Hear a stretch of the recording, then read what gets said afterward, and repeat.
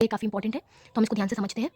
3 जो figures of speech है, simile, metaphor और पर्सनिफिकेशन, ये तीनों कंपेयर करने के लिए होते हैं। सिमिली में हम यूज़ करते हैं 2 वर्ड्स जो हमें याद रखने हैं, लाइक और एज, और इससे कंपेयर करेंगे। जैसे स्माइल ब्राइट एज सन, सन के जैसा।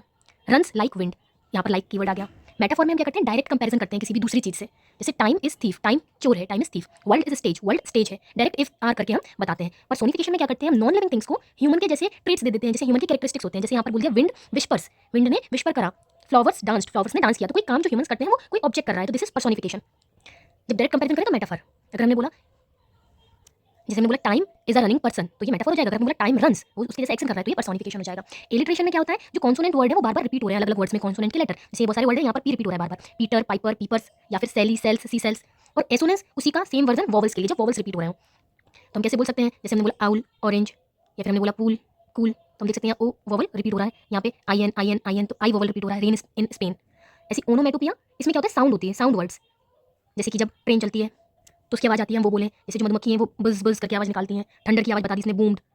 बिल्ली बोले म्याऊ। तो ये सब जब हम साउंड से किसी भी कैरेक्टरिस्टिक्स को बताएं तो ये ओनोमेटोपिया हो गया। इमेजरी का मतलब है हमने एक सुंदर सी इमेज बना दी, उसको ऐसा डिस्क्राइब करा बहुत ज़्यादा डिटेल में कि एक इमेज बन गई। जैसे गोल्डन सनसेट ह्यूज, तो सनसेट के गोल्डन कलर्स जो हैं, सॉल्टी सी एयर, समुद्र की हवा जो कि कैसी है, सॉल्टी है, तो हमने एक इमेज क्रिएट कर दी। आयरनी का मतलब होता है हम जो भी एक्सपेक्ट कर रहे हो रियलिटी उससे अलग हो, एक्सपेक्टेशन वर्सेस रियलिटी। जैसे fire station Burns, fire station है वो जल गया, तो हम एक्सपेक्ट करते हैं फायर स्टेशन तो आग बुझाएगा, पर वो खुद जल गया। ऐसा फन का मतलब होता है आप वर्ड्स के साथ खेल रहे हैं, आप कुछ ऐसे तरीके से सेंटेंस को यूज कर रहे हैं कि उसके एक से ज़्यादा मीनिंग निकल रहे हैं।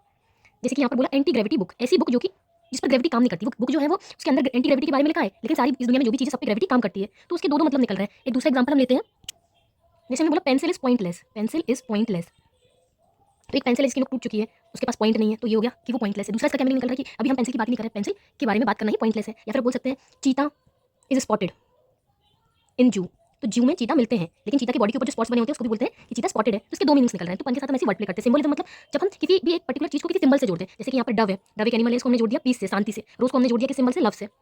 हाइपर बोले मतलब एक्सजेजरेशन करना, किसी के बारे में बहुत बड़ा चढ़ा के बोलना। जैसे I am very hungry, I will eat a horse, मैं इतनी हंग्री हूं कि ईट अ हॉर्स। ये जो बुक है इट वेज अ टन, इसका जो वेट है वो 1 टन के जितना है, 1000 kg। तो किसी भी चीज़ को बढ़ा के बोले। यूलॉजी का मतलब होता है आपको स्पीच है जिसमें आप किसी की बहुत तारीफ करते हैं, प्रेज स्पीच। जैसे मैं बोला he is a beacon of kindness, वो इंसान काइंडनेस की मूरत है। एपीलॉग में क्या होता है कि आप किसी भी स्टोरी का कंक्लूजन दे रहे हैं, तो वो हो जाता है एपीलॉग।